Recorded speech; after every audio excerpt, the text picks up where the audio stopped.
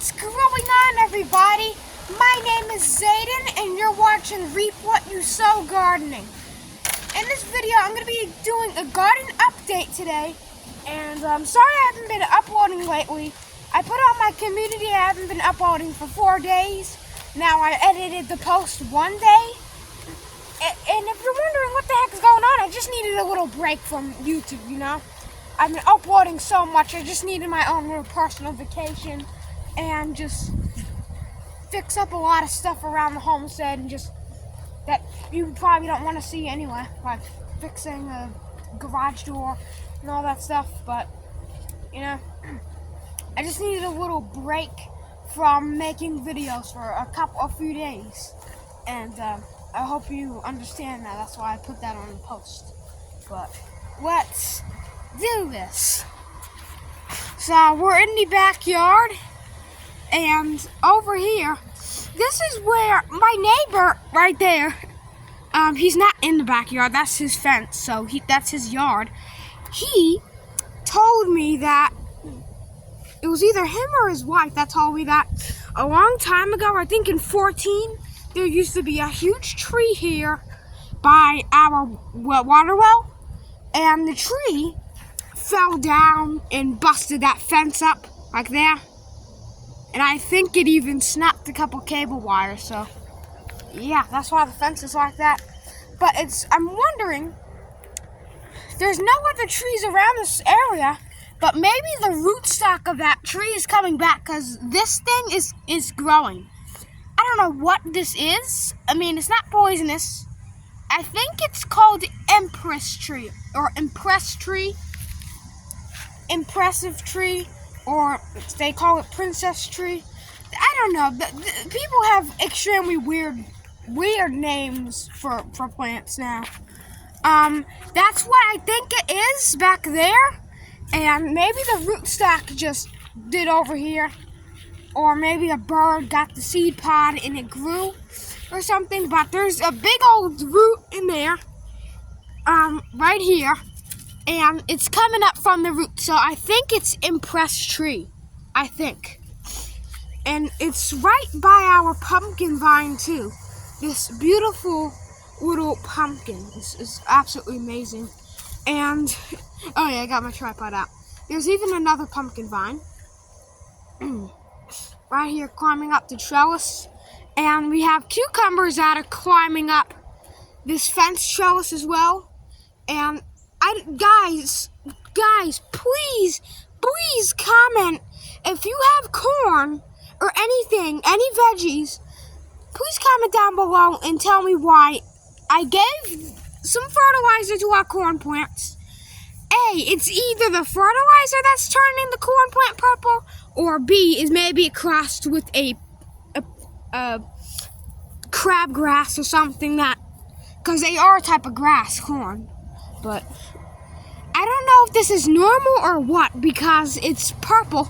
This is golden bantam corn, or unless they gave me a wrong kernel in there.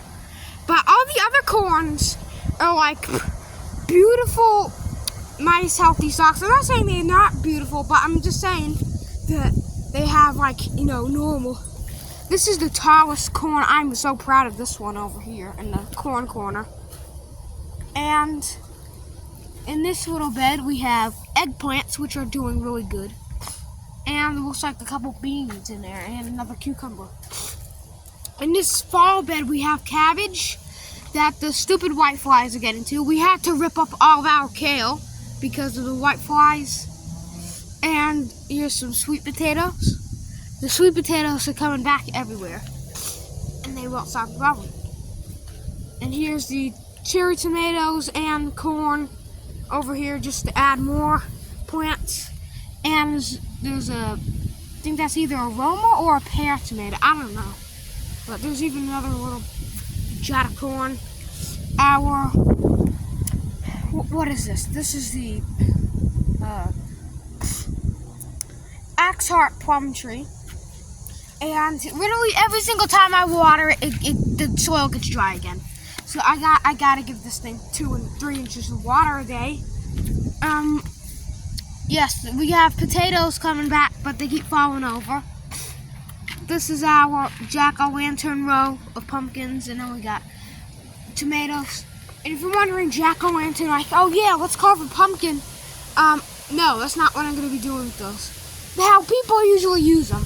Now, we're going to be roasting half of the seeds from one. We're going to be roasting seeds from one jack-o'-lantern and eating another jack-o'-lantern. I mean, we're still going to eat the whole thing. And one jack-o'-lantern will be decoration, and one jack-o'-lantern will become the seeds. We'll just use it for seeds. And same thing goes, the same rule applies for the decoration. When they rot, I take the seeds out and I grow them. And this is our Cherokee purple tomatoes. They're coming back after that horrible torrential storm. And this trash bag on here, it's just to scare the birds away. Yeah, our German queens, I was screaming on top of my lungs because I was so frustrated trying to stake these up today. I used a piece of mulberry and some some twine to tie the German queen tomatoes up. They wilted over in that storm. This is our beefsteak tomato plant, and it's producing profusely. Wow! And this is the kale that got diseased, and you can see those white flies just popping off of them. That's not what you want in the garden, so we had to rip those out immediately. If you see these two plants, the blue one and the brown pot, these are my mom's plants. These are not for sale, but this table is not for sale. The stuff on this table I'm gonna put here, like tomatoes and maybe a couple fruits and veg. That's for sale, but I gotta do that real early and get some neighbors out of the house. So some neighbors, ask them, or else the bugs are gonna get to the fruit before they can even say, okay, let's come over. So, or unless it's fall, because probably in the fall I might sell the most stuff because we're gonna be growing so much stuff now. And don't mind that, that's my garbage can. This is a mulberry tree that I found, and please don't grow them from cuttings. I mean, I just put it in the ground, watered it really, really good. Dies. Nothing lasts forever. Not even 2 seconds. It's like that that bug that lasts 2 minutes on Earth and then it dies. It's called what is this called? Something fly. Mayflies. They last like 2 seconds and then they die. So they literally get laid as eggs. The eggs hatch and they last for like 1 millisecond and then they die. So, what the heck is the point of those things? Really, what is the point of those flies? But yeah, we're in the greenhouse now, and let's show the plants. We got strawberries. Wow, nice strawberry plant. And we have blackberries, some corn. I think Deep South, Deep South Homestead, I don't know if they can grow corn in pots in the greenhouse, but I'm trying it out and it's growing well. And if you're wondering, hey, Reap What You Sow Gardening grows sugarcane just like Deep South Homestead and what's the other guy? David the Good. No, I don't grow sugarcane in North Carolina. I don't know if it grows in North Carolina, and I'm not getting my hands on one. But this is our zucchini corner. And yesterday, when off camera, because I was taking a vacation on here, I was in here, and I smelled some stench, like a dying animal, and then I checked every nook and cranny. I couldn't find the dying animal, so it just stunk to high heaven, I guess. Like something. Here's a boll weevil. Call him the retard weevil, because he's, just,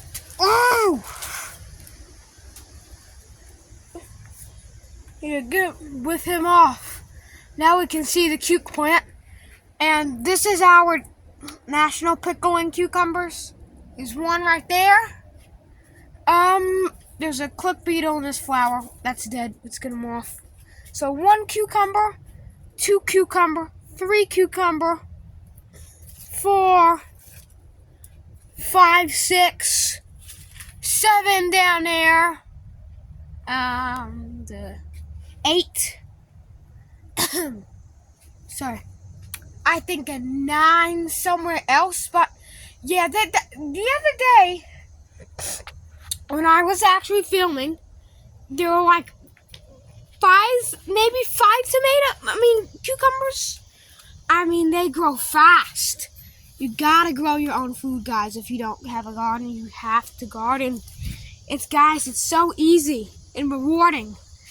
Now, this is our, what is this? I call these lemon drops. These are the yellow pear tomatoes, and you can see one there. These are cherry tomatoes that are starting to ripen. I love them.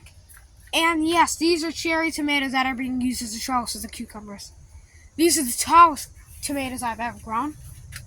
I mean, I don't know. I don't know that for sure, but yeah, that pumpkin vine is not. It's growing. I mean, it's alive, and the pumpkin may be getting 1 micro percentage bigger. I don't know. It's not getting bigger, but it may be growing, but just not getting bigger. And yeah, there's a jumping spider. Let's get him out. Go under that thing. That's sweet. And there's a bunch of strawberries. I mean, I have so many strawberries. You got an orange tree in a bucket, because why not?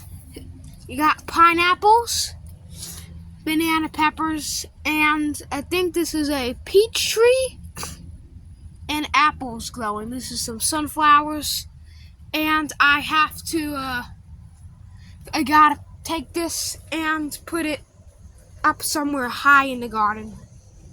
Like maybe put it on a chair, because I don't want slugs getting to those things, or else I'm gonna scream. Because last year, slugs got to my plum seeds, and the plums all die. And guess what? There's a man called Creative Explained. He's probably on TikTok. I don't use TikTok. I think it's weird. And he's also on YouTube. He showed how to grow peaches and apricots from seed. Those are apricot seedlings in there. And he said, you want to stick it in a towel in the fridge for 3 months. And I said, what the heck are you talking about? 3 months? I stuck them in there like for a couple weeks, literally 2 weeks, in the refrigerator. And then I just planted them, and they started to grow. Now they're just growing perfectly fine. I don't know what the heck these people are talking about now. 3 weeks and all that stuff. They're just trying to give it a really long time. And I think he even put an orange plant in the fridge, which you're not supposed to do. Don't put orange seeds in a fridge. They don't need to be stratified.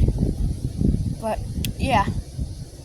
Also, speaking of plums, our oxheart plum tree, it's not doing well. The Japanese beetles are getting to it.